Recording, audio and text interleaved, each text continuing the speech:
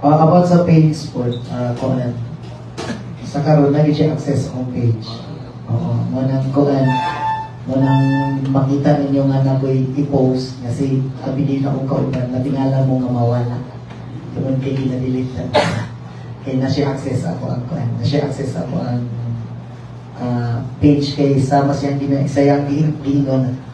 Ang page daw is delete daw na pang kuan, delete ang pang post lang. Kaya ang page daw nga akong game is business daw to. Is actually pang bukid na mga dito, no? Ang bundok na to. Just na may pagmahay din mo, given sa from nothing, sulisulo na sa ulan ng discourse, nakawal si MC Gaspila, pagka angkot na naging famous na karoon, may pagmahay din mo nga, may pagwa na lang po na famous, pero anak nga mga karoon po.